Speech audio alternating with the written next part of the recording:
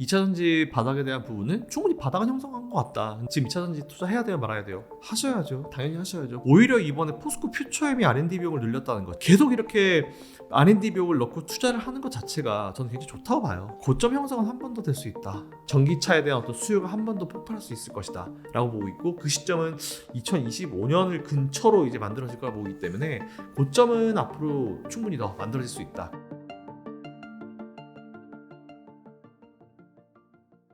네, 반갑습니다. 저는 주업은 M&A를 하고 있고요. 국내 주식 투자 경력은 올해 한 23년 차 정도 되네요. 그리고 미국 주식은 한 16년 정도 투자를 했습니다. 그래서 투자 기간이 좀 길기 때문에 다양한 케이스를 좀 많이 다뤄서 제가 경험했던 걸 좀 여러분들께 나눠드리고 싶어서 다양한 채널에서 활동하고 있는 LN솔리스 김선 대표라고 합니다. 반갑습니다. 기준금리 동결해야죠, 지금. 사실 미국이 금리를 가만히 홀드시키고 있는 상태에서 우리나라가 여기서 어떻게 하긴 되게 어려울 거예요. 특히나 올린다라고 하면은 우리나라 경제가 더 안 좋아지기 때문에 올릴 수는 없을 것이고, 내린다 하게 되면 미국과 금리 차가 더 벌어져 버리기 때문에 사실 이도저도 할 수 없는 그런 상황이라고 생각합니다. 근데 사실 이제 미국이 인상보다는 저는 이제 인상이 끝났다라고 보고 있어요. 그래서 미국이 어쨌든 이 홀드 기간을 가지거나 아니면 이제 언젠가는 이 금리 인하 쪽으로 할 것이기 때문에 우리나라가 더 이상 이제 금리를 위로 올리는 거는 불가능할 거라 보고 있고, 우리나라도 이제 만일 미국이 내렸을 때 우리나라가 홀드를 하고 있으면 이제 금리 차가 줄어들긴 하겠죠. 근데 어쨌든 우리나라도 지금 너무 높은 수준이기 때문에 이 국민 경제를 생각했을 때는 내리긴 내릴 겁니다. 그래서 일단 이번에 홀드한 건 사실 너무도 당연한 어떤 결과이기 때문에 사실 별 그렇게 놀랍지도 않습니다. 일단 되게 애매한 게 미국부터 먼저 봐야 될 것 같아요. 우리나라뿐만 아니고 전 세계가 미국을 기준으로 생각을 하기 때문에, 미국 같은 경우는 제가 현재 오늘자 기준으로 봤을 때는 원래는 이제 내년 빨라봤자 내년 금리 인하가 이제 2분기 말이라고 했었죠. 근데 저는 그 뷰가 좀 바뀌었다는 걸 지난번에 말씀드렸었고, 지금은 4분기 혹은 아예 내년에 인하를 안 할 수도 있겠다라는 일부 생각을 좀 가지고 있긴 합니다. 물론 이제 조금 그 중간중간 상황에 맞춰서 또 달라질 수 있는 부분이긴 하겠지만, 만약 경기 상황이 갑자기 안 좋아지고 급변하게 되는 그런 상황 같은 경우는 금리 인하가 좀 빨라질 수도 있겠죠. 근데 저는 지금 기준으로는 정말 정말 빨라야지 내년 2분기 말 아니면 3분기, 그게 아니면은 내년 4분기 정도, 그 정도로 생각하고 있습니다. 이거 작년부터 참 전 많이 싸워가지고 작년에 사실 전 세계 모든 이제 분석가들이 경기 침체를 온다는 걸 사실 전제로 깔고 이제 모든 걸 분석을 했잖아요. 다 틀렸죠, 결과적으로는. 근데 저는 경기 침체가 오지 않을 것이라고 주장을 했고, 지금도 여전히 사실 마찬가지입니다. 근데 우리가 경기 침체라는 걸 생각해 봤을 때, 앞에서 우리가 금리 얘기도 했었지만 과거의 사례를 봤을 때 연준이 항상 금리를 인하하고 나서 수개월, 짧게는 3개월, 길게는 6개월 이후에 1년 정도 있었던 기간도 있었고요. 그 기간 후에 항상 이제 경기 침체가 왔었기 때문에 경기 침체를 예상할 때는 연준의 어떤 금리 인하 사이클을 좀 볼 필요가 있을 것 같고요. 그리고 이번에 파월 의장도 얘기했지만 사실 지금 금리 인하 계획 없다고 그랬거든요. 근데 그 얘기는 앞으로 경기 침체라는 건 자기는 염두 안 해두고 있다, 사실 그런 의미로 받아들이시면 될 것 같고, 그리고 최근에 보면은 또 그런 얘기 있어요. 소비가 좀 줄었다, 둔화가 됐다, 그래서 이제 그게 경기 침체로 갈 수 있을 것 같다, 이런 얘기를 하는데, 불과 올해 초 작년만 하더라도 연준이 뭐라고 그랬냐면은, 파월이 직접 나는 이 인플레이션, 지금의 이 높은 인플레이션을 잡기 위해서 경기도 좀 둔화를 시켜가면서 경기도 포기할 수 있다, 이런 사실 얘기를 했었거든요. 사실 어떻게 보면 지금 연준이 바라던 대로 된 거예요. 근데 금리 인상이라는 게 효과가 바로바로 나오지 않습니다. 금리 인상을 했을 때 짧게는 3개월, 6개월 이렇게 기간이 지나고 나서 항상 효과가 나오기 때문에, 제가 봤을 때 지금 둔화가 되고 있는 거는 연준이 과거에 인플레이션을 잡기 위해서 어쨌든 죽이고 싶어 했었던 소비가 지금 좀 둔화가 된 거기 때문에, 제가 봤을 때 연준은 지금 우리 생각대로 좀 잘 돼가고 있구나, 이렇게 생각하지, 이거 가지고 둔화가 됐으니까 침체가 온다, 이렇게 생각할 가능성은 제가 봤을 때 거의 제로에 가깝다라는 생각을 가지고 있습니다. 네, 사실 이미 좀, 근데 올해는 좀 빨리 오신 느낌도 분명히 있는 것 같아요.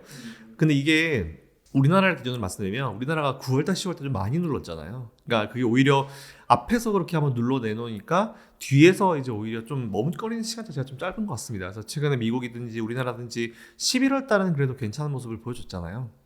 저는 오히려 미리 눌러놓은 게 이제 연말 증시를 봤을 때 좀 더 긍정적으로 우리가 평가를 할 수 있지 않았나라고 생각하고 있고요. 여전히 현재 뷰는 똑같습니다. 12월과 내년 1월까지는 그래도 증시가 안정적일 수 있다, 좋은 모습을 보일 거다, 랠리가 나올 것이다 생각하고 있는데, 아마 여러분들이 생각하셔야 될 거는 랠리라고 하니까 마치 지난번에 이제 양적 완화를 했을 때 혹은 코로나 이슈 이후에 돈을 엄청 풀었을 때처럼 정말 빠른 각도로 빠르게 올라오는 거를 생각하시는 분이 있으신데 절대 그렇지 않을 겁니다. 지금은 어쨌든 긴축기잖아요. 금리를 인상해서 높은 수준에 있는 긴축기이기 때문에 그때 막 부양책을 썼었던 저 때처럼 이제 정말 빠른 속도로 이제 시장이 올라가지는 않을 거예요. 하지만 우상향이 그대로 유지가 되면서 각도는 그때보다 좀 낮을 겁니다. 그래서 그런 부분들만 잘 체크하셔가지고 투자해 보시면 좋을 것 같습니다. 사실 뭐 제가 그때도 말씀드렸던 거는 외국인들이 들어올 때는 항상 이제 MSCI 코리아 인덱스를 좀 많이 보시라고 말씀을 드렸어요. 제가 이것도 자료를 한번 보여드릴 텐데 MSCI 코리아 인덱스에 오시면 제일 위에 있는 게 삼성전자입니다. 보통 이제 탑 10개가 이제 보통 나와 있는데 탑 10개에 삼성전자 우선주, 그리고 삼성 SDI 이런 기업들이 있거든요. 근데 그거만 합쳐서 한 40%가 돼요. 그 얘기는 외국인들이 들어왔을 때 우리나라를 사는 거는 일단 반도체, 그리고 그 위에 SK 하이닉스도 있고 다 있거든요. 일단 외국인들이 들어오면 무조건 반도체 살 것이다 라는 말씀을 드린 적이 있었고, 그리고 실제로 반도체 쪽으로 매수가 좀 들어오면서 좀 좋은 모습을 보여줬었죠. 그래서 일단 제가 봤을 때 외국인들이 들어온 거는 뭐 다른 것보다는 오히려 반도체를 매수했을 때 왜 들어왔을까 생각해 봤을 때 DRAM 가격을 생각할 수가 있겠죠. DRAM 가격이 올해 내내 사실 되게 어려운 시간 겪었는데 뭐 HBM의 이슈도 있고, 뭐 그리고 또 최근에는 또 로우 렌턴시 뭐 이런 LLM이었나요? LLW였나요? 그거에 대한 어떤 이슈도 있기 때문에 제가 봤을 때는 이제 반도체에 대한 어떤 기대감을 좀 가지고 있는 것 같습니다. 반도체에 대한 어떤 가격이 저점을 찍었다라고 판단하는 어떤 심리도 있기 때문에 되게 큰 위주로 MSCI 인덱스에 윗단에 있는 반도체주 위주로 좀 매수가 들어왔지 않았나라고 생각했습니다. 저는 잘 쉬었다 생각해요. 이제 많은 사람들이 뭐 폭락이다, 급락이다 이런 표현 쓰잖아요. 근데 저는 그것보다는 적정 조정 잘했다. 지난번에도 전 사실 나갈 때마다 적정 조정 이런 표현을 좀 많이 쓰는데 계속 달릴 수는 없어요. 올해 사실 굉장히 핫했고 굉장히 좀 큰 강한 흐름을 보여줬잖아요. 근데 너무 쉼없이 달려오니까 지금은 좀 체력이 좀 많이 떨어진 게 아니었나라는 생각이 들고, 그래서 이번에 좀 조정은 체력을 좀 회복하는 구간 정도로 이제 생각을 하고 있습니다. 그래서 일단 2차전지 바닥에 대한 부분은 충분히 바닥은 형성한 것 같다. 근데 여기서 이제 올라가려고 하면은 새로운 어떤 이슈들이나 아니면 뭐 수익의 개선이나 아니면 어떤 수주나 뭐 이런 것들이 좀 나와줘야 되는데 아직은 그 조금 부진해서 조금 이제 반등하는 강도가 그렇게 강하지는 않지만 그래도 이 정도면은 나쁘지 않다. 네, 이렇게 생각하고 있습니다.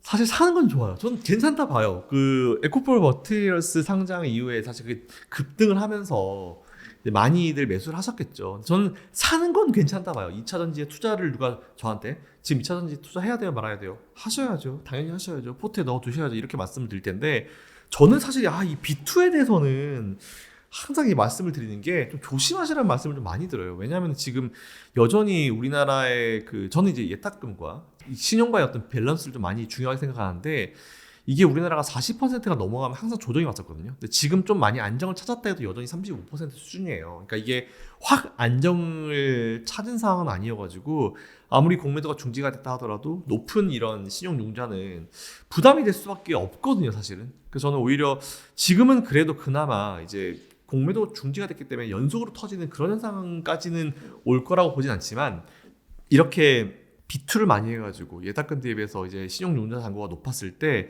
좋았던 케이스를 본 적이 없어요. 그렇기 때문에 저는 근데 이해도 합니다. 사실은 지금 우리 개인 투자자들이 많은 쪽에 돈이 물려 있잖아요. 사실은 많이 올라오긴 했지만 뭐 작년에 이후에 마이너스 50 뭐 찍었다가 뭐 마이너스 30, 20 많이 올라오긴 했지만 사실 그거를 손절하기에는 시장이 그래도 좀 앞으로 괜찮아질 것 같고, 그렇다고 내가 어디서 다른 데서 자금을 끌어오기에도 조금 무리가 있는 것 같고, 사실 저는 이런 생각을 좀 가지고 있어서 오히려 B2를 할 수밖에 없는 그런 상황인 건 알겠지만 이렇게 할게요. 그냥 B2 하시는 분들은 밸런스 있죠. 그러니까 신용을 받으실 때 비율을 잘 맞추십시오. 그래서 이제 혹여나 발생할 수 있는 급락이나 하락이나 했을 때 마진콜을 안 당하실 수 있게, 그거만 조금 조심하시면 될 것 같고, 사실 저는 이제 레버리지 투자를 하지 말라고 하는 주의는 아니에요. 근데 저는 하지 말라고 하는 게 딱 하나 있습니다. 미수는 하지 말라고 꼭 제가 말씀을 드리는데, 신용융자 잔고는 시장 좋을 때 내 현금 무조건 해야죠. 레버리지 써야죠, 당연히. 근데 항상 주의하시고 그 비율 자체를 내가 부담이 없고 혹시나 문제가 됐을 때 어디서 현금을 받아와서 그걸 메꿀 수 있을 정도의 어떤 비율, 그 정도만 하시면 될 것 같다는 말씀드리겠습니다. 조정 왔었죠. 이게 몇 번 그랬었던 적이 있었어요. 저는 이제 40%대를 제가 기준으로 삼았던 게 최근에 이제 몇 번 저도 한 20년 넘게 투자를 하면서 이제 처음부터 예탁금 대비해서 이제 신용을 보진 않았습니다. 제가 신용금 대비해서 예탁금을 보게 된 건 2008년도 금융위기 때부터 사실은 좀 봤었는데 확실히 이제 그런 것 같아요. 그러니까 현금으로 들어오고 아무래도 외국인이나 기관 입장에서 봤을 때 나는 여기다 지분율을 좀 넣어놨는데 개인들이 신용으로 들어왔어. 사실 그거 딱히 좋아할 만한 투자자들은 없거든요. 이렇게 되면 이제 뭐 우리는 일반적으로 뭐 한번 터는 시점이 온다 뭐 이렇게도 얘기를 하긴 하는데 일단 기본적으로 봤을 때는 최근에도 그랬던 것 같아요. 제가 정확한 이제 연도가 기억이 안 나는데 올해도 한 그랬었죠. 올해도 거의 40%가 넘어갔던 시기가 있었기 때문에 오히려 저는 이제 제가 딱 그냥 아예 밥을 차려서 좀 떠먹여드린 느낌이라고 좀 보시면 될 것 같습니다. 그래서 일단 항상 저는 매일매일 사실 체크를 해요. 요즘에 이게 얼마나 떨어질까. 그래서 저는 오히려 예탁금 대비해서 이제 신용융자 비중이 30%대 초반까지만 떨어져 주면은 그래도 그냥 안정권이다라고 생각하고 있는데 여전히 35%대이기 때문에 좀 애매하다는 말씀 좀 드릴 수 있을 것 같고요. 정확한 포인트인데 사실 제가 연도가 기억이 안 나가지고 제가 그걸 말씀 못 드리겠는데 만일 제가 가서 자료를만 찾으면 한번 좀 다시 보내드리도록 하겠습니다. 근데 이미지 보시면 아마 한 번 아실 거예요. 그래서 일단 그 연계성은 충분히 있으니까 그거 참고하셔가지고 투자해보시면 좋을 것 같습니다. 다행인 게 최근에 보면 예수금이 늘어나는 게 좀 더 빨라요.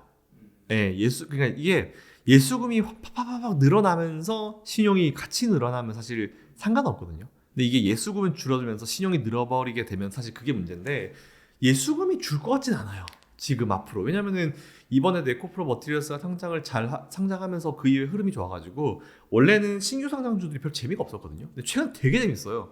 신규 상장주 뭐 어지간해서는 뭐 좋은 흐름을 많이 보여주는 그런 흐름이기 때문에 오히려 예탁금이 저는 한 번에 확 들어올 때 언제 들어오냐면은 이제 이런 큰 대여들이 신규 상장할 때 들어옵니다. 그래서 그 자금이 어쨌든 공모를 받으러 들어와서 대기하고 있다가 이제 공모 끝나고 나면 나머지 환불이 나가잖아요. 근데 그 환불을 막는 거는 증권사 직원분들의 할 탓이죠.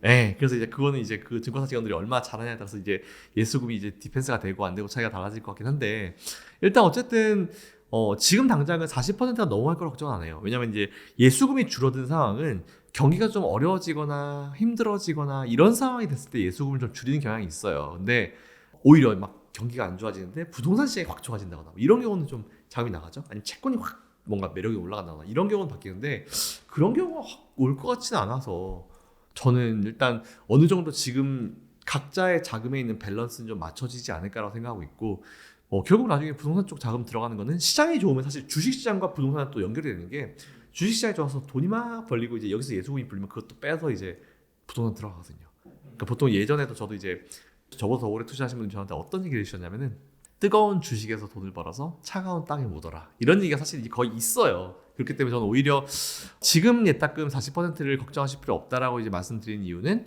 경기에 대해서 딱히 그렇게 크게 작년처럼 이제 경기 침체가 없거나 걱정하는 사람이 있긴 있지만 뭐 언제나 걱정하는 사람이 있긴 있습니다. 하지만 지금은 그때보다 확실히 이제 걱정이 좀 줄어든 상황이어서 예탁금이 빠져나갈 일은 없을 것 같고 그리고 최근에 또 신규 상장하는 기업들의 어떤 성공적인 어떤 대비 이게 있기 때문에 큰 자금들이 빠져나갈 것 같지는 않아요. 그래서 저는 예수금이 어느 정도 고정이 되기 때문에 신용이 좀 는다 하더라도 밸런스는 좀 맞춰지지 않을까라고 생각하고 있습니다. 올 하반기는 뭐 특별한 거는 없는 것 같아요. 올 하반기 같은 경우는 현재 이대로 유지를 해나가시면 될 것 같다는 말씀드리고 금리라든지 뭐 채권이라든지 최근에 보면 오히려 10년 국채금 이런 것도 별 신경 안 써요. 국채금리도 별 신경 안 쓰고 오히려 지금은 금리가 동결 구간이구나 이렇게 아예 시장이 받아들여서 오히려 금리 인하 쪽으로 많이 기대를 하고 있는데 기대 심리가 올라갈 때마다 파월이 나와서 찍어버리죠. 생각 없다. 그렇기 때문에 올 하반기는 특별한 이슈는 없이 그냥 이대로 진행하면 될 것 같습니다. 사실 저도 포스코홀딩스를 되게 좋아하는 입장으로서 좀 매수해보시라는 말씀을 좀 많이 드리긴 하죠.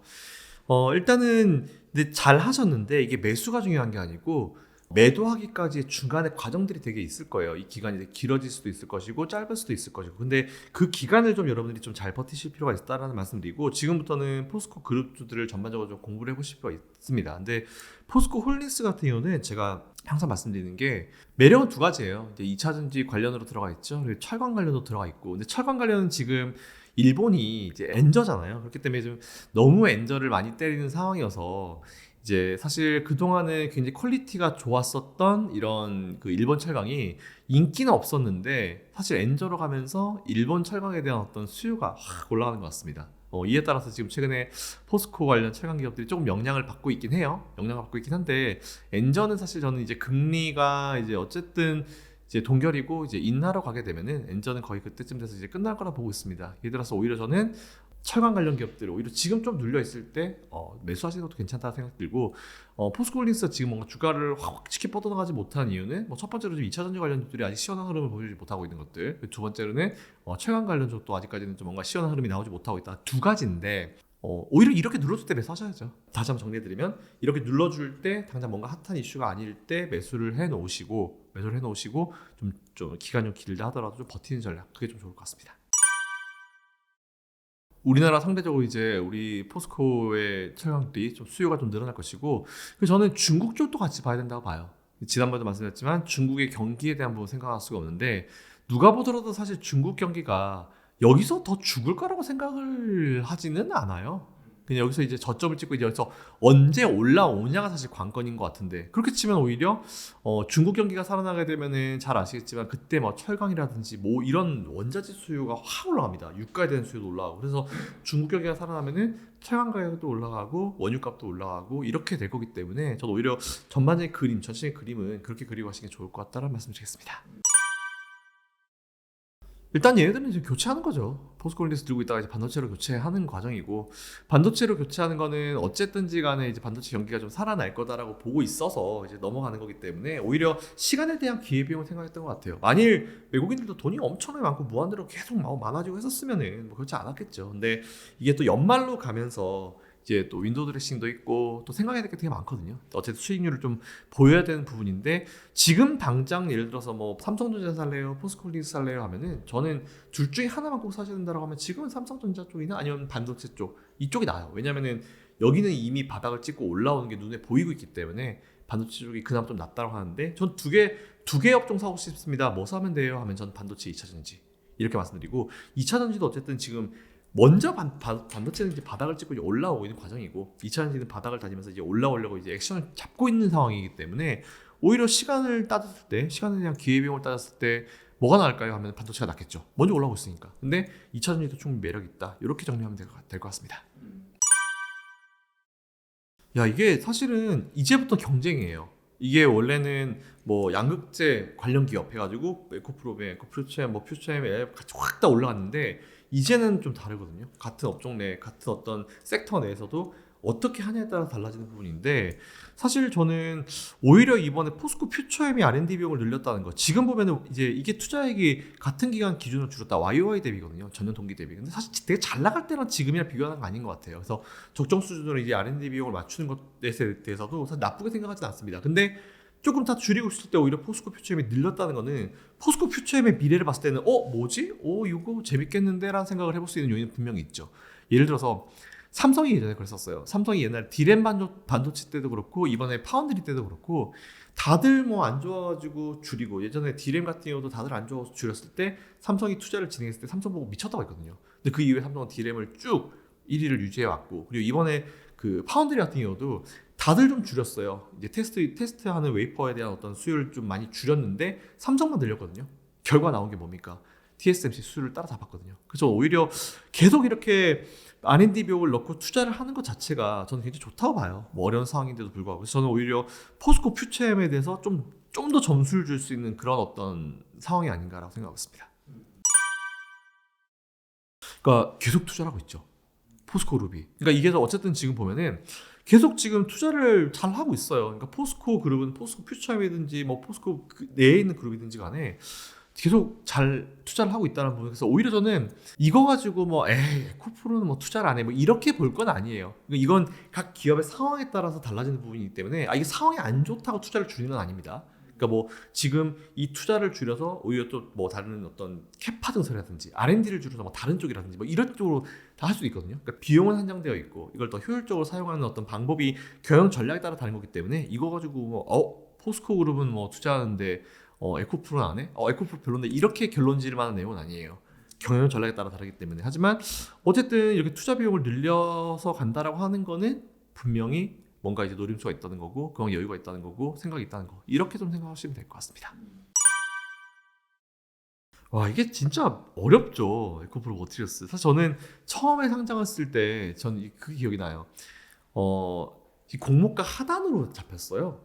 공모가 밴드 중에 하단으로 잡혔거든요. 물론 기관 예측이 너무 안 좋았습니다.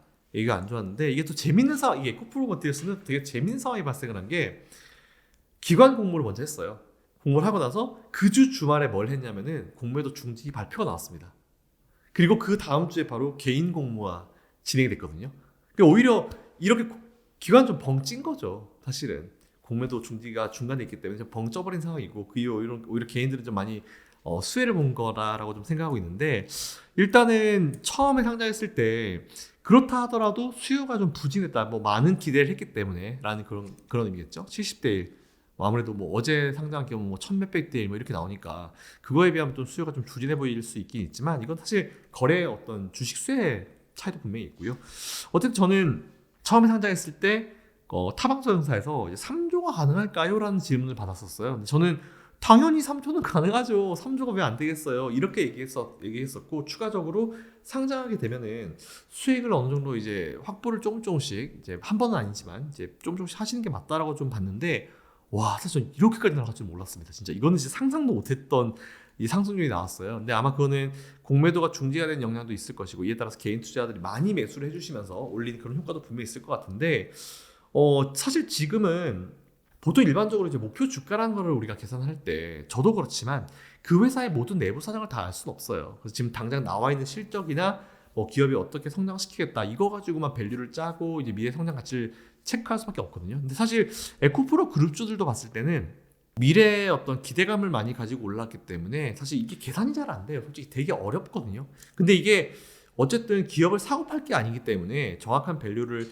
뭐 우리가 너무 측정을 하려고 이제 애를 쓸 필요는 없을 것 같긴 하지만, 에코프로 그룹이나 에코프로 머티리얼스 같은 경우는 그만큼 이제 2차 전지에 대한 어떤 개인들의 어떤 기대치, 그리고 미래에 대한 어떤 성장성을 충분히 좀 생각을 하고 있다라는 그런 결론을 내릴 수 있을 것 같아요. 그래서 저는 오히려 지금 현재 주가를 우리가 정확하게 얼마까지 갈 겁니다, 어떻게 될 겁니다, 이렇게 예측은 사실 불가능할 것 같습니다. 그래서 저는 오히려 지금 정도에서 조금 이제 쉬는 구간이 나오게 되면은, 너무 이제 2차 전지 비중이 높으신 분들은 이걸 반도체로 좀 넘기시는 것도 괜찮다 봐요. 그래서 저는 각자 사정에 따라서 밸런스를 좀 맞추셔가지고, 에코프로 머티리얼스 수익 중이신 분들은 조금 차익 실현을 하시고, 지금 외국인들이 들어가고 있는 반도체 이쪽으로 좀 투자하시는 것도 나쁘지 않다라는 의견을 가지고 있습니다.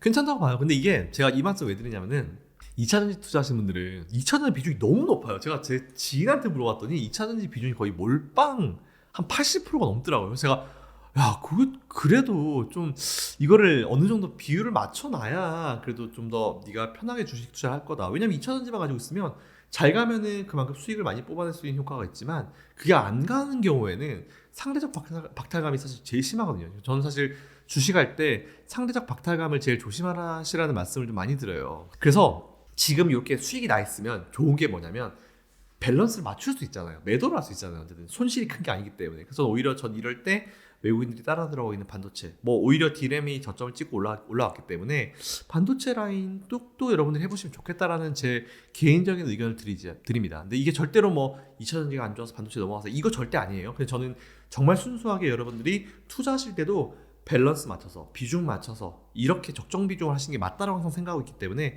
그런 원칙은 좀 꼭 수립하셨으면 좋겠다라는 말씀 드리겠습니다. 저는 사실은 투자 금액이 정말 어느 정도 크다 하더라도 종목당 비중 10% 정도를 말씀을 많이 드려요. 근데 우리 개인 투자자들이 현실에 맞지 않아요. 개인 투자자들이 현실은 평균 투자 자금 자체가 5천만 원 안쪽이기 때문에, 5천만 원 안쪽이신데 그걸 10개로 하라는 거, 이거 진짜 말도 안 되는 얘기거든요. 그래서 저는 오히려 5천만 원 안쪽이신 분들은 종목 3개 정도, 그래서 한 종목당 비중이 30%를 넘지는 않으셨으면 좋겠어요. 그러면 이제 3개 사시고 10% 현금이 나오잖아요. 그래서 저는 오히려 종목당 맥스 비중은 무조건 30%. 네, 그래서 저는 그게 적절하다라고 좀 생각하고 있습니다. 많이 올랐으니까. 근데 사실 뭐 이거는 어쩔 수 없어요. 많이 올라간 기업들은 뭐 이렇게 경고도 되고 중지도 되고 뭐 이런 게 있기 때문에, 사실 뭐 다른 뭐 큰 영향이 미칠 것 같진 않고, 사실 이게 이렇게 많이 올라가니까 이거는 사실 누구든지 다, 이게 투자 경고, 뭐 투자 중지 잠깐 멈추는 거, 이런 거는 규정이 다 있어요. 그렇기 때문에 뭐 그런 거는 뭐 너무 걱정하실 필요 없을 것 같습니다. 너무 많이 오르긴 했죠, 사실. 하이브리드요. 전기차에 대안으로 저는 글쎄요. 하이브리드. 그 하이브리드가 떠오른다는 뉴스는 저 좀 브릿지 느낌이 좀 강해요. 브릿지 느낌. 그래서 오히려 이것 때문에 전기차를 매도하시고 하이브리드 쪽으로 넘어가시는 분들이 계실 거라고 생각은 하는데 오히려 하이브리드 모르겠습니다. 저는 하이브리드 쪽으로 투자하는 게 맞나? 오히려 이거는 되게 오래된 일종의 테마였었잖아요. 하이브리드가 뭐 지금 당장 나온 것도 아니고 이미 있었던 어떤 이슈 내 종목이기 때문에 만일 제 동생이나 누가 저한테 지금 전기차 팔고 하이브리드 넘어가야 되는 거 아니야? 라고 하면은 저는 그냥 한마디 그냥 욕할 것 같아요. 그냥 있어 이럴 것 같아요. 저는 오히려 하이브리드카가 떠올 수 있다고 하긴 하지만 이게 전기차의 대안으로 된다? 저는 그렇게 보진 않습니다. 이게 불이 안 꺼지잖아요. 이게 문제가 뭐냐면 전소될 때까지 이제 불이 안 꺼지는 문제죠. 그래서 지금 뭐 전기차 불을 끄려면은 그 위치에다가 막 그 차를 갖다 물에 담궈야 된다. 뭐 이런 얘기까지 나오고 있는 상황인데 이거는 뭐 아무래도 배터리가 개발됨에 따라서 좀 해결이 될 문제라고 보고 있는데 사실 이게 그런 것 같아요. 전기차들은 보면은 이제 아무래도 공학적인 부분 때문에 다 이제 밖에서 이제 핸들이 다 들어가 있잖아요. 불이 났을 때 뭐 소방관 분들이 오셔가지고 아니면 뭐 암에서도 이제 대피하거나 해야 되는 상황인데 그게 안 되면서 몇 번 이제 많이 좀 이제 피해를 보셨던 분들이 계셔가지고 이런 걱정이 있는 것 같은데 사실 이거는 조금 아닌 것 같아요. 왜냐하면 유리창 깰 수 있는 그런 제품들도 많거든요, 사실은. 그래서 저는 오히려 이게 걱정이 돼가지고 이제 전기차를 못 산다라고 하는 거는 좀 우리가 걱정할 수 있는 부분은 분명히 해요. 그리고 내연기관차에 비해서 조금 더 걱정이 되는 부분이 맞긴 맞지만 그렇다 하더라도 이거는 결국은 이제 전기차 업체들이 다 너무 잘 알고 있는 이슈들이고 또 해결할 수 있는 부분들이 많기 때문에 많이 해결이 되고 있기 때문에 이런 걸 우려해가지고 전기차를 못 산다고 하는 건 조금 저는 걱정이 좀 많습니다. 이렇게 말씀을 드릴 것 같아요. 뭐 보통 이제 구더기 무서워서 장 못 담근다 뭐 이런 얘기 있잖아요. 이게 저 그런 얘기 들을 때마다 그건 진짜 그런 것 같아. 이렇게 제가 생각이 드는 거는 아직은 좀 없었어요. 그냥 있는 그대로 말씀드리면 깔려고 그냥 이유를 찾는 느낌이랄까?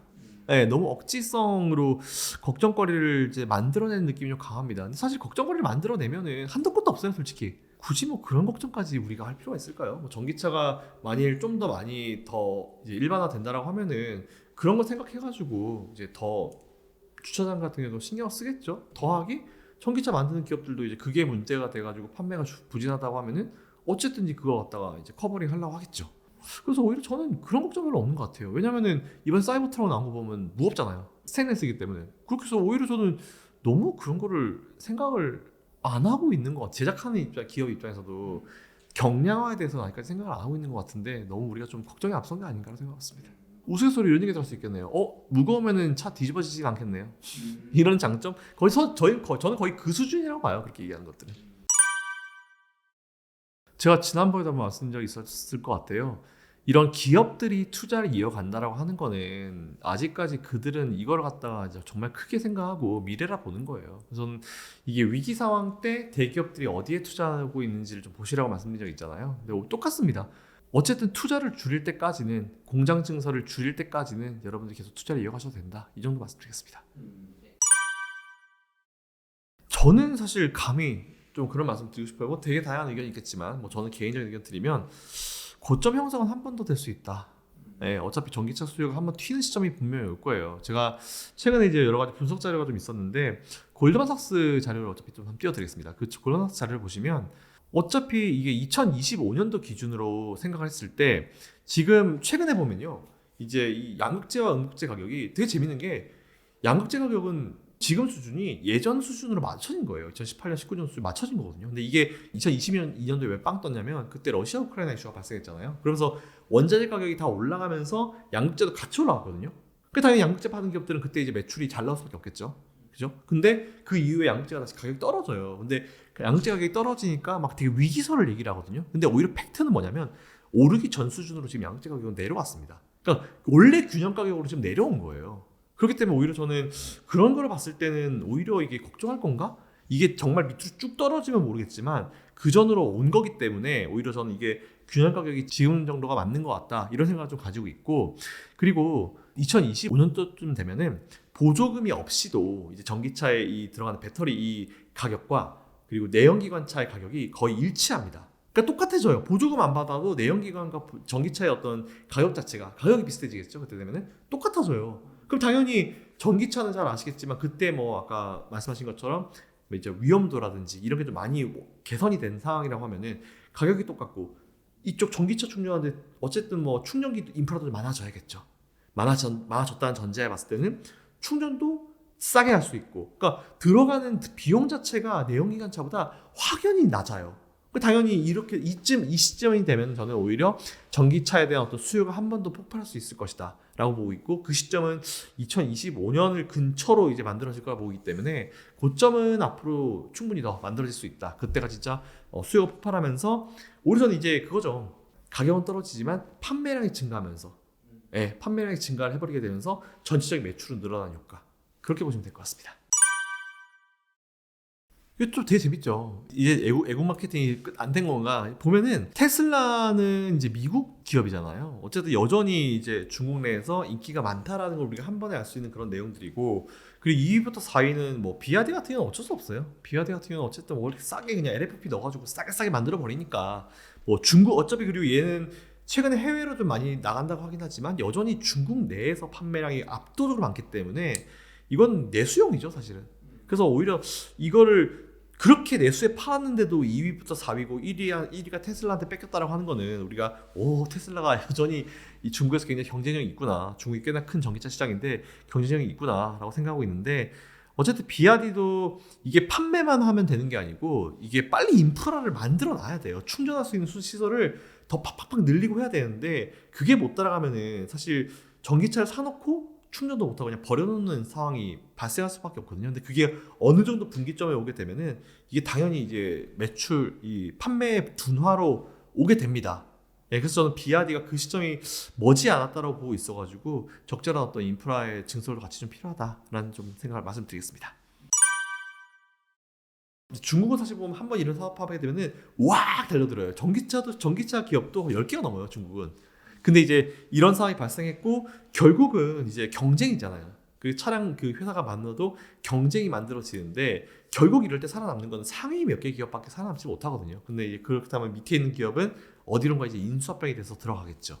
그래서 저는 오히려 그렇게 보고 있어서 오히려 지금 이렇게 처음에 어떤 전기차 산업이란 게 나왔고 중국 시장이 확 달려들었고 이제 거품이 한번 안정적으로 조정을 받으면서 이런 기업들도 버티지 못한 기업들은 도산하고 다른 쪽에 인수되고 지금 이런 과정이 되고 있어가지고 저는 사실 이거 되게 선순환 구조라고 생각합니다. 근데 이제 그게 만일 뭐 1위 기업한테 밑에 기업이 들어가게 되면은 뭐 좀 더 커질 수 있는 그런 게 있긴 있겠지만 경쟁자가 사라진다는 거는 언제나 좋은 일입니다. 뭐 그건 맞는 것 같아요. 그래서 일단 국내 기업들한테는 조금 긍정적으로 이제 비칠 수는 있긴 있겠지만 얼마나 긍정적으로 이제 될지 효과는 좀 지켜봐야 되지 않을까 생각하고 있습니다.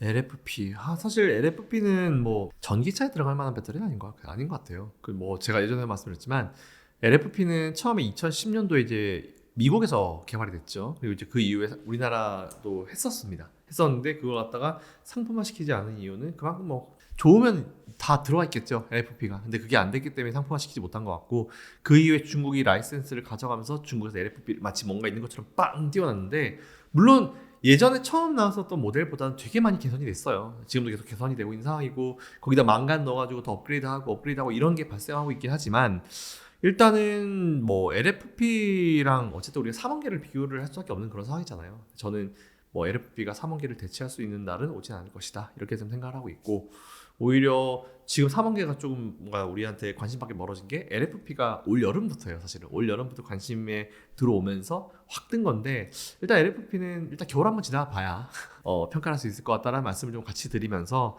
일단 뭐 저장 장치로서의 영향이라든지 뭐 다양하게 있으실 수 있겠지만 저는 모르겠습니다. 지금 생각한 것만큼, 많은 사람들이 기대하고 생각한 것만큼 LFP가 그렇게 큰 시장을 형성을 할까? 앞으로 이 시장이 더 커질까? 얼마나 커질까? 물론 중국이 하기 때문에 어느 정도까지 캐파가 커질 수 있긴 있겠지만 내실을 따졌을 때 과연 이게 경쟁력이 있나? 라는 그런 생각을 한번 해봤습니다. 이 얘기는 아까 앞에서 같이 했었던 내용이었는데 그 자료 띄워드릴게요. 골드만삭스 자료인데 2025년도쯤 되면은 이제 전기차가 보조금 없이도 내연기관과 거의 이제 들어가는 비용 자체가 똑같아진 시점이 와요. 근데 그 이후 더 떨어지거든요. 오히려 그렇게 되면 오히려 저는 전기차가 훨씬 더 이제 상대적으로 이제 더 많은 어떤 수요를 가질 수 있을 거라 보고 있어서 배터리 가격은 제가 봤을 땐 지금보다 더 떨어질 겁니다. 왜냐면은 앞에서도 말씀드렸지만 양극재 가격이 한번 이제 러시아 우크라이나 때문에 한번 튀었다가 그때 이제 막 에코프로 같은 기업들 실적도 높았죠. 뭐 비싸게 파니까 실적이 높은 거고 이게 다시 원래 그 2018년, 19년, 20년 수준으로 내려오고 있어요. 근데 그 내려오는 퍼센티지는 지금보다 한 40% 정도 더 내려올 수 있습니다. 근데 앞에서 말씀드렸지만 이 40% 정도 가격은 더 떨어져가지고 가격은 떨어질 수 있는데 오히려 그렇게 내연기관차와 똑같은 비용이 들어간다 봤을 때 이때 전기차에 대한 수요가 확 터지면서 오히려 판매는 더 훨씬 더 증가할 수 있다. 그렇게 되면 오히려 이 가격은 낮아지지만 판매가 증가하면서 전반적인 실적은 훨씬 더 좋아질 수 있다. 뭐 이렇게 결론 내리시면 될 것 같습니다.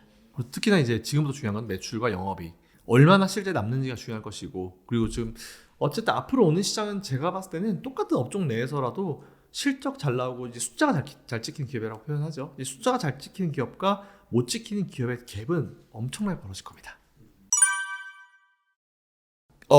옛날부터 추천해라라고 하신 분은 저를 늦게 하신 분이죠. 저는 사실은 삼성전자를 정말 강력하게 밀었을 때가 언제였냐면은 2020년 3월이었습니다. 코로나 때. 그때부터 밀기 시작했고 그때는 뭐 거의 뭐 4만 전자가 아니면 5만 전자 한테 거의 이런 시점이었고 중간에 올라오면서도 사실 저는 계속 좀 강조를 드렸어요. 근데 제가 우리 채널에 좀 빨리 나왔어야 되는데 뭐 다른 채널에서는 이미 그 전부터도 뭐 TV도 그렇고 많이 좀 말씀을 좀 많이 들어왔었고요. 근데 제가 감히 말씀드릴 수 있는 거는 지금 좀 올라온 것처럼 보이시죠? 근데 저는 지금도 괜찮다고 봅니다. 네, 물론 사람 마음이란 그래요. 기왕이면은 뭐 6만 원대, 5만 원대, 4만 원대 사고 싶다 이렇게 생각 가질 수 있잖아요. 근데 제가 그때 뭐 5만 전자 이럴 때 사라고 매수를 되게 말씀을 많이 드렸을 때 그때 채팅창 분위기 되게 안 좋았고 분위기 되게 안 좋았어요. 엄청 욕 많이 했어요. 지금 삼성전자 사라고 이거 4만 전자 갈 텐데 3만 전자 갈 텐데 이런 얘기가 되게 많이 나왔거든요. 그런 것 같아요. 결국은 이제 이게 시점 차이고 이제 결국은 이제 내 어떤 성향 차이고 나의 어떤 그런 마음가짐 차이인 것 같은데 싸게 사면 좋죠. 근데 오히려 저는 지금 시점이 지나버리면 어떻게 해요? 지금 뭐 6만 원, 6만 원, 5만 원 내려가겠습니까? 저는 안 내려간다 봐요. 그래서 오히려 저는 그러면 지금 사도 돼요? 라고 이제 누가 질문 주시면 지금도 괜찮다라고 봅니다. 오히려 이렇게 말씀드릴 수 있을 것 같아요. 결국은 지금 보면은 시장은 반도체랑 2차 전지예요. 시소 게임입니다. 지금 시소 게임이어가지고 개인 투자자들이 반도체를 폭풍 매도하고 있는 거는 최근에 에코프로 머티리얼스 좀 뜨면서 공매도 중지되면서 이제 2차 전지 이럴 수 있다 이런 분위기가 형성이 된 것 같고 외국인들은 오히려 지금 반도체가 이제 저점을 찍고 올라오니까 반도체로 넘어가겠다 해가지고 아까 앞에서 말씀드린 시간에 대한 기회비용을 따진 것 같아요. 근데 이게 개인 투자자랑 외국인 투자자 특히 뭐 기관들 다 포함해가지고 개인과 외인 기관은 사실 좀 이게 달라요. 입장이 다릅니다. 왜냐면 개인 같은 경우는 대출을 받은 게 아니다. 아니면 뭐 누가 뭐 빌린 돈이 아니다. 이러면은 사실은 그냥 주구장창 둬도 되거든요. 시간에 대한 제약이 없어요. 사실은 저는 그게 사실 개인들한테 최고의 장점이라고 보는데 외인과 기관은 어쨌든 트레이딩을 돌려야 되잖아요. 걔들은 뭐 3월 뭐 3분기 3, 6, 9, 12 아니면 6월달, 12월달 아니면 12월달에 자기들이 가지고 있는 그 펀드를 평가를 받아요. 그래서 보통 이제 윈도우 드레싱 효과 뭐 이런 것도 있잖아요. 그렇기 때문에 얘네들은 빨리빨리 해야 돼요. 길게 못합니다. 그래서 오히려 외국인들 기관이 매도해서 나가야 된다. 이건 진짜 안 좋은 기업 아니에요. 왜냐하면 어쩔 수 없이 매도를 하는 기업들도 굉장히 많거든요. 이건 어쩔 수 없이 매도를 하고 넘어가야 된다. 이렇게 생각하는 기업들이 많기 때문에 너무 외국인들이 뭐 매도를 한다, 매수를 한다. 여기 마음 쓰실 필요 없을 것 같고요. 그리고 외국인들이 매도를 하니까 나도 같이 매도해야지. 쟤들도 손해 받겠네. 이렇게 생각은 안 하셔야 돼요. 왜냐하면 우리는 매도를 하고 나가면 그냥 손실이잖아요. 근데 외국인들은 매도를 할 때 보통 바스켓 매도도 많이 하고 그것만 매도하는 케이스도 있겠지만 예를 들어서 이거를 갖다가 10억 손해보고 팔잖아요. 그럼 다른 거 13억 이상, 뭐 10억 이상의 수익 난 거를 같이 팔아요. 그럼 결국은 계좌에 손실이 없는 거거든요. 근데 우리는 이게 안 되잖아요. 그래서 제가 아까도 말씀드렸지만 어쨌든 포트폴리오를 3개 나눠라. 그래야지 손절하는 거 같이 손절하고 수익 난 거 같이 팔아버리면 내 계좌에 마이너스는 없으니까. 이렇게 하라고 말씀드린 이유가 사실 그거기 때문에 일단 뭐 외국인들이 너무 막 매도라고 뭐 매수라고 이런 거에 마음 쓰실 필요 없지만 이 질문에 대한 답을 드리면 개인 투자자들이 반도체를 폭풍 매도하는 이유는 2차 전지 쪽으로 매수를 하고 싶어하는 어떤 수요가 있기 때문에 좀 저는 보고 있어요. 있는 그대로 말씀드리면 외국인들은 반도체를 매수하는 이유는 반도체 저점 찍었다라는 그런 심리가 있는 것 같습니다. 저는 오히려 내년에 실적 되게 개선될 거라고 지금 나오고 있잖아요. 저는 그 비교가 맞다고 봐요. 이미 좀 많이 돌아섰다라고 좀 보고 있고, 반도체 시장 규모 같은 경우도 저는 오히려 내년에 진짜 수십 %씩 올라간다는 그런 전망들 되게 많이 나오고 있잖아요. 그래서 저는 오히려 삼성전자, SK하이닉스, 뭐 HBM, 뭐 아니면 LLW 뭐 이런 거 되게 많이 나오고 있는 상황인데, 계속 개발도 되고 있고 투자도 되고 있고 하기 때문에 오히려 저는 굉장히 좀 긍정적으로 보고 있습니다. 그래서 오히려 반도체는 지금 여러분들이 올해를 넘기시기 전에 없다라고 하면은 좀 포트에 좀 넣으셨으면 좋겠다라는 그런 생각을 가지고 있습니다. 기대해봐야죠. 네, 실적 많이 가져갈 겁니다. 근데 일단 그동안 실적이 많이 좀 안 좋았잖아요. 근데 실적 개선세가 눈에 띌 거예요. 이게 다 좋은 게 뭐냐면 2차전지 같은 경우는 작년에 너무 좋았기 때문에 올해 YOY가 상대적으로 많이 떨어져 보여요. 삼성도 마찬가지죠. 그죠? 계속 피크를 찍고 좋다가 올해 좀 안 좋으니까 YOY 대비해서 엄청 떨어진 것처럼 보이잖아요. 근데 이게 내년에는 반대로 나올 겁니다. 반대로 올해가 너무 안 좋기 때문에 내년에 좀만 좋으면 숫자가 몇십 %씩 확 올라가, 60%, 70% 확 올라갈 거예요. 그래서 오히려 그런 것조차도 이제 삼성전자나 SK하이닉스의 어떤 그 수급 개선에 좀 충분히 긍정적인 영향을 미칠 수 있기 때문에 저도 오히려 긍정적이다. 아, 이것도 되게 좋은 어떤 이제 이슈가 될 수 있을 것 같다라고 생각하고 있습니다. 저는 오히려 그래서 지금 AI에 대한 급성장 같은 경우는 이제 너무 이게 빨리 성장할까봐 사실 좀 두려워요. 이게 앞으로 성장할까요? 아니면 성장이 좀 둔화될까요? 이런 측면은 아니에요. 전 너무 빨리 너무 높게 성장할까봐 사실 이게 너무 걱정돼가지고 최근에도 이제 챗 GPT 이제 샘 올트만이 회사 나갔다가 뭐 마이크로소프트 갔다가 다시 컴백하면서 이제 이사회 싹 다 바뀌었잖아요. 그 과정에서 결국은 이제 뒤에 마이크로소프트가 있죠. 그래서 결국은 이제 그거 가지고 장사를 하고 싶어 하는데 챗 GPT 내부의 직원이 아 이거 진짜 인류한테 위협이 될 수도 있는 어떤 그런 이제 알고리즘이 있다 뭐 이런 얘기를 하면서부터 저는 오히려 아 이건 성장을 논할 게 아니고 지금부터 이제 도덕적인 거를 모럴 해저드를 좀 넣어야 될 필요가 있을 것 같다. 사실 이런 생각이 하고 있어서 성장세는 우리가 걱정할 필요 없을 것 같아요. 그럼 당연히 거기 들어가는 거 기본적으로 반도체가 다 들어가기 때문에 반도체에 대한 수요도 폭발적으로 증가할 수밖에 없죠. 뭐 GPU 뭐 다 마찬가지. 그래서 오히려 그런 거에 수요를 걱정하는 건 아니고 AI나 이런 걸 딱 봤을 때 걱정되는 건 유일하게 딱 하나. 아 이게 너무 빨리 성장을 해가지고 이게 진짜 개인을 침해할 수 있고 개인을 이렇게 할 수 있는 그런 상황이 빨리 올 수도 있지 않을까 우리가 생각한 것보다 사실 그런 걱정이 좀 있긴 있습니다. 근데 그거 말고는 걱정은 없어요. 두산 로보틱스도 굉장히 좋잖아요.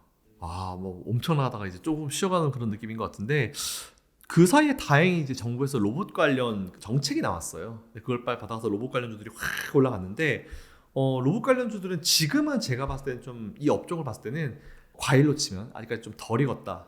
좀 무르익지 못했다. 아직까지 한참 이제 익어가고 있는 과정이다. 사실 이렇게 좀 결론을 내리고 싶은데 이게 사실은 저는 AI가 성장하면은 AI에 관련된 있는 업종 5개만 꼽아봐 했을 때 로봇이 빠지지가 않을 거예요. 로봇과 AI는 무조건 같이 갈 수밖에 없거든요. 그렇기 때문에 지금은 뭔가 로봇이 뭐 우리의 기대나 이런 거에 미치지 못한다 하더라도 사실 정부가 이번에 이제 투자를 이제 이런 지원책을 마련을 하고 법적인 어떤 부분들까지 좀 많이 만들어 주게 되면은 그때부터 진짜 편하게 투자가 가능해지거든요. 그러니까 오히려 그때부터 경쟁력이 생길 수 있을 것 같아서 오히려 로봇 관련주들은 지금은 좀 뭔가 테마성이 강해요. 사실 지금은 테마성이 강해요. 왜냐면은 이런 정책 나오면 확 급등했다가 좀 꺼지면 확 또 급락했다가 이런 게 나오기 때문에 지금은 좀 테마성이 강한데 결국은 또 이게 시간이 좀 해결을 충분히 잘 해결해 줄 수 있는 그런 문제라 판단이 되기 때문에 우리 저는 로봇 관련주들은 지금 어떻게 봐야 되냐면 투자할 때 정말 짧게 보든지 아니면 정말 길게 보든지 극과 극으로 지금 전략을 짜시고 투자하시는 게 맞다고 보고 있습니다.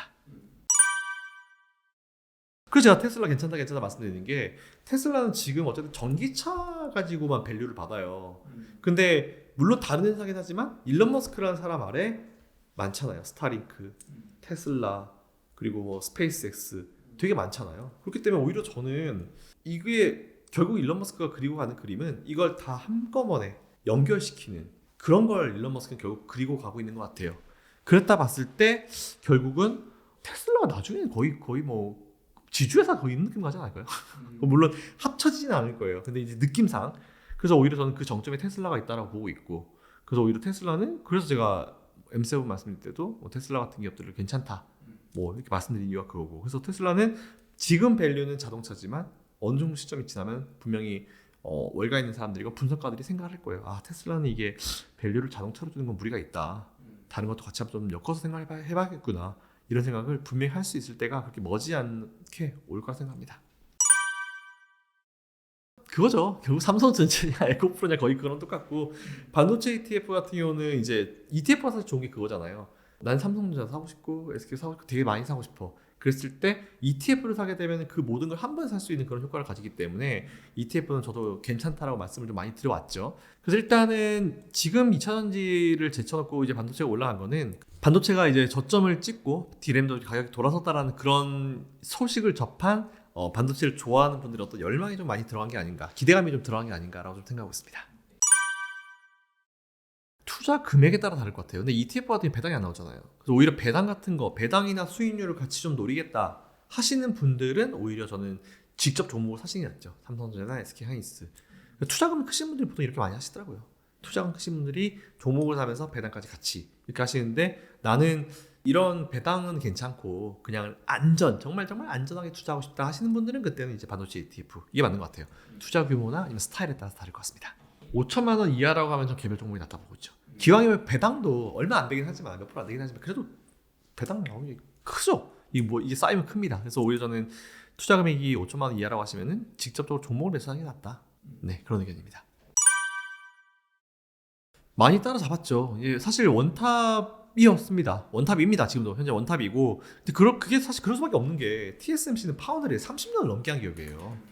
삼성전자는 이제 파운드리 킥해봤자 10년 한 기업인데 그게 말 똑같아졌다. 뭐 삼성이 오히려 더 잘한다라고 하면은 세상 진짜 불공평하죠. 근데 세상은 공평합니다. 들인 시간 대비해서 고객 수 그리고 들인 시간 대비해서의 기술력 이건 뭐 어쩔 수 없는 부분이기 때문에 이건 물리적으로 건질 수 없는 거기 때문에 뭐 너무 당연한 것 같고요. 오히려 저는 제가 봤을 때는 지금 삼성이 이번에 엄청나게 따라오고 있었던 계기였던 것 같아요. 다들 좀 뭐 테스트 웨이퍼를 좀 줄이면서 투자도 좀 조심하면서 이제 하고 있었던 시점이었는데 삼성이 확 투자를 하면서 결국은 이제 TSMC 수요를 따라잡았죠. 그렇게 되면서 최근에 이제 좀 마음 급한 저런 어떤 그 엔비디아라든지 이런 기업들이 원래는 TSMC 쪽이 좋습니다. 그쪽이 잘하고 그리고 또 워낙 빨리빨리 주기도 하고 잘하니까 했는데 삼성 괜찮겠나 쟤들은 수율이 딸려 이런 생각을 항상 가지고 있었는데 수율을 따라잡았다는 얘기가 나오니까 오히려 이제 엔비디아 같은 데는 TSMC에 줬다가 사실 TSMC가 요즘은 그런 수요를 못 따라가는 것 같아요. 그런 기업들, 엔비디아 같은 기업들 수요를 못 따라가는 것 같아요. 그렇다고 TSMC 입장에서 무조건 수요 많다고 공장을 확 늘릴 수는 없는 법이거든요. 왜냐하면 너무 늘리면 나중에 이게 반대 상황이 됐을 때 정말 직격탄을 맞기 때문에 공장을 참 확 정말 엄청나게 증설시키기도 어렵고 그리고 안 하기도 어렵고 근데 지금 증설을 하고 있습니다. 근데 게다가 공장 증설을 한다고 했을 때 이게 불과 막 한두 달만 되는 건 아니잖아요. 수년이 걸리잖아요, 사실은. 그렇기 때문에 오히려 지금은 공장을 증설을 계속 하고 있다는 포인트. 그게 어쨌든 이제 AI 시장, 뭐 엔비디아를 포함한 AI 시장이나 아니면 삼성전자나 이런 기업들한테 어떤 반도체 시장의 긍정적인 어떤 뷰를 생각할 수밖에 없는 가장 큰 어떤 증거 중에 하나다. 이렇게 생각하시면 될 것 같고, 그리고 삼성은 최근에 이제 많이 수요를 따라갔기 때문에 오히려 이제 미국에 있는 기업들한테 수주를 조금씩 받아오고 있는 것 같아요. 그래서 오히려 그게 삼성이 그래도 파운드리 쪽에서 많이 약진할 수 있는 그런 계기가 되었었던 것 같고 그리고 제법 따라갔기 때문에 TSMC 입장에서는 좀 긴장을 슬슬 이제 조금 하기 시작해야 되지 않을까라는 그런 생각을 가지고 있습니다. 사실 일본이 옛날에 원탑이었죠. 일본이 옛날에 원탑이었다가 이제 너무 크니까 미국한테 얻어맞고 그 수혜로 이제 우리나라 큰 거잖아요. 사실은 아직까지는 일본은 많이 딸려요. 수율 자체가. 근데 이제 수율이라는 게 정말 빠르게 잡힐 수 있는 것도 아니기 때문에 충분히 이제 많은 수천 번, 뭐 수억 번의 어떤 테스트를 하면서 이제 수율이 올라가는 거기 때문에 그 물리적 시간을 무시를 못 할 겁니다. 그러니까 오히려 물리적 시간을 따라갈 수 있는 거는 이번처럼 뭐 TSMC라든지 다른 쪽이 다 투자를 줄이거나 홀드해 놓은 상태에서 얘가 혼자서 이제 하게 되면 그 물리적 시간을 줄일 수 있겠죠. 근데 이게 있지 않는 이상 그렇게 쉽게 따라오기는 어려울 거라 보고 있어서 돈 많이 넣는다고 되면 뭐 중국 이미 따라왔죠. 근데 중국 지금 돈 그렇게 많이 벌어도 여전히 점유율은 0.00%대잖아요. 그렇기 때문에 오히려 돈만 타고 해결되는 문제는 아니고 그리고 빨리빨리 한다고 해결되는 문제도 아니고 충분히 시간이 좀 필요한 문제다 이렇게 생각하고 있습니다. 오늘은 비중 얘기 좀 해야 될 것 같습니다. 뭐 신용으로 여러분들이 매수하시는 것에 대해서도 밸런스, 비율을 잘 맞추셔서 매수하시라는 말씀을 드리고요. 그리고 저는 사실 수십 년 동안 해보니까 이제 제 개인 원칙이 깨지면 종목이 깨지더라고요. 그래서 저는 여러분께 꼭 말씀드리고 싶은 거는 비중. 종목당 아무리 좋아도 전체 투자 자금 대비해서 30% 넘기지 마시라는 말씀드리고 나머지 종목에 대해서 여러분들이 좀 편하게 투자하시면 될 것 같아요. 지금 반도체, 2차 전지 뭐 이쪽 라인들이 너무 좋기 때문에 뭐 이 라인들 조금 눌렸을 때 매수하시는 게 좋을 것 같고, 저는 오히려 지금 환율상도 괜찮아요. 오히려 이럴 때 여러분들이 포트를 우리나라와 미국을 같이 한번 맞추시는 것도 좋을 것 같습니다. 뭐 밸런스를 물어보시면 저는 5대5 혹은 우리나라 6, 미국 4 이 정도 비율로 맞추셔가지고 오히려 좀 지금은 좀 다양하게 투자해 보시는 것도 되게 좋은 시점이 아닌가라고 생각하고 있습니다.